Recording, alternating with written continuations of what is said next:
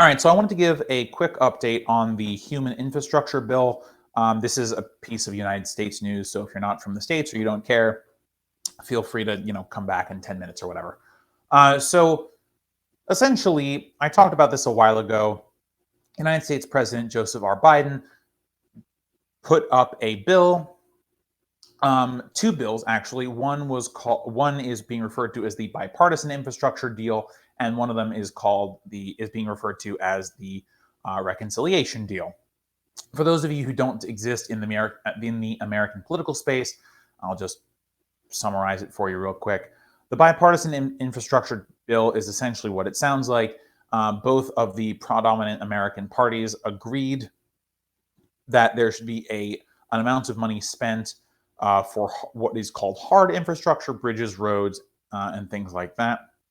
It's about $1.5 trillion.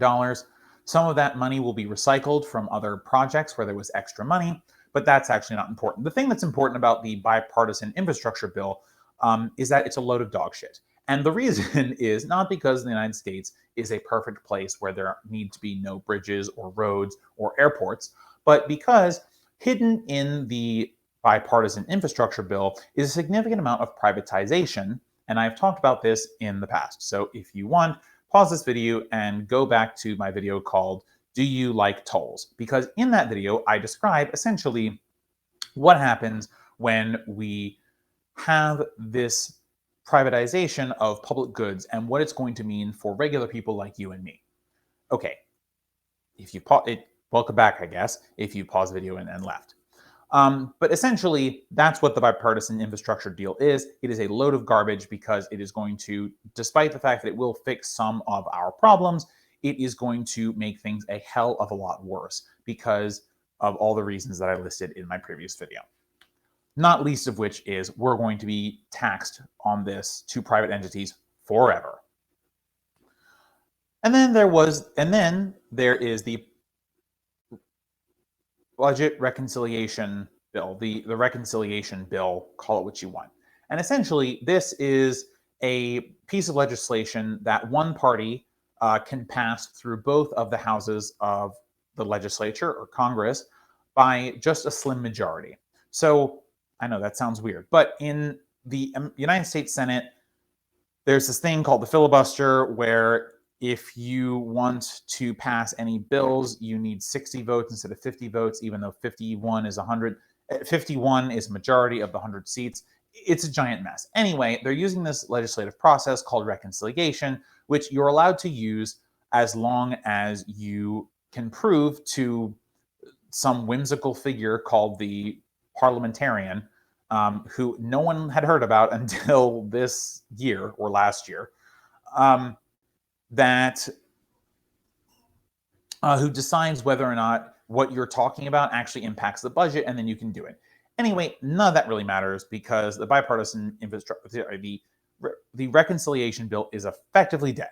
And the reason I say this is because originally, in the beginning, Bernie Sanders in the Senate had proposed more or less a $10 trillion bill to deal with all of the human infrastructure. This dealt with medical leave, getting dental, vision, and hearing. Thank you. Dental, vision, and hearing onto Medicare, which is our government-run healthcare program for the elderly. It involved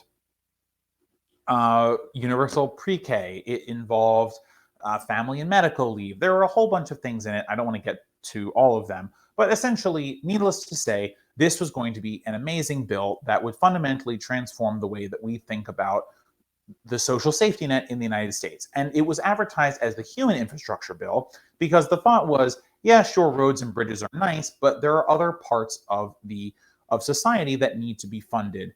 And those include things like, elder care and child care, things that allow the system to go more smoothly, even if there aren't roads and bridges and what have you. Now, over the course of this negotiation, one Joseph Manchin and one Kyrsten Sinema have essentially said, we don't like how big the number is. Number too big. Oh no, this is terrible. And they have been nagging at lots of little things to come out of the bill. And at this point, Joe Biden has given them everything, which makes me think that Joe Manchin and Kyrsten Sinema are actually president of the United States. I didn't vote for them. No one in America voted for them to be president, but lo and behold, it seems that they have the power of the presidency behind them, which is annoying as fuck. Anyway, doesn't matter because, as I said, Bill's dead. And not dead that like it won't pass, but it's not worth being passed. At this point, they have removed almost all of the climate portions, including one that would have actually stopped people, would have rewarded companies for switching to renewable energy production and punishing those who did not. Dude, we're in the middle of a climate catastrophe. Like what? Okay, anyway, doesn't matter. We also removed all of family leave. Originally proposed was 26 weeks of paid family leave, then it was 4 weeks, now it's 0 weeks. The only thing that's decent that hasn't really been touched in this is the universal PreK. Now, this is interesting because, like, hey, like, okay, is it worth passing for just the universal PreK? No.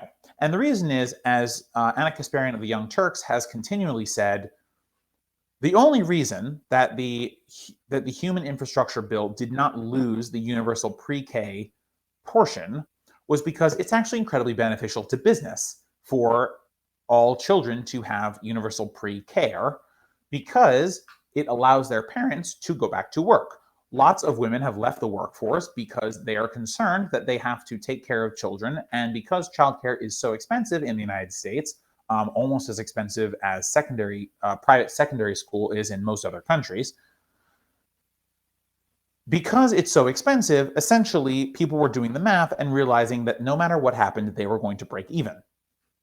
So why work and put your kid in a daycare when for the same amount of money, which is none, you can stay at home and take care of your kid yourself? So lots of women and men had dropped out of the workforce for this very purpose. And of course, corporations don't like that because they want as many workers that they can exploit as possible to make the most amount of profits possible, which not really surprising to anyone. And if you live in America and have lived here for a while, you know that corporations pretty much own our government. So it looks like they really wanted that. And if this bill passes, they're going to get it. But let's just take out the corporate angle for a second. Universal pre-K is an amazing benefit, and it's very important to the American people. But is it worth trading away huge chunks of our infrastructure to private entities who will tax us for the rest of our life? No, it's not. And essentially, that's what we're trading here, right? Because the only reason the reconciliation bill even exists is to counter the pain of passing the essentially corporate bipartisan bill that was more or less written by lobbyists and is being, hyped up by the single most corrupt senators in the United States, Kyrsten Sinema and Joe Manchin. I almost said Joe Biden, but at this point, potato. So essentially, anything that we are going to get in the reconciliation bill, it should be thought of as a direct trade for the endless years of shit that we are going to deal with when our roads and bridges get privatized and we have to pay a toll to go literally anywhere.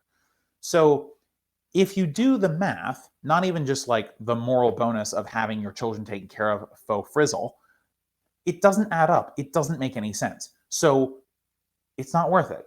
There are other things in the human infrastructure bill, like additional Pell Grants, but it's only $500 extra per grant, and that's not a ton of money. American schools, universities can cost tens of thousands of dollars. $500 is bupkis. It's just not worth it. Almost all the climate provisions are gone, et cetera, et cetera, et cetera. It's not enough. So because of that, it's not worth voting for. And because it's not worth voting for, I think it's effectively dead. Will it still pass? Jesus, God, I hope not. But if it does, just know that whatever we get in that bill, whatever crumbs we are going to be allocated in that bill, we are trading them for the pain of having our infrastructure wholly sold off. So if you're in Congress and you're watching this, and I know you're not, please don't vote for either of these bills. They are totally useless, they are not going to do anything, and they are going to harm the American people much more than they are going to help them. I really had just meant this to be a quick update, but it turned out to be much longer than I thought. Final point on this is that this bill is so bad that if the quote unquote progressive legislators in Congress vote for this, I don't even know if we can call them progressive anymore. This is a corporate takeover of our infrastructure. And if the people who are supposed to be helping us the most, our progressive leaders, are not bothering to get it right on this, and they can't hold the line, they can't just vote no and threaten to tank the whole thing or just actually tank the whole thing. I mean, you can't be a progressive if you vote corporate. Sorry, just not how it works.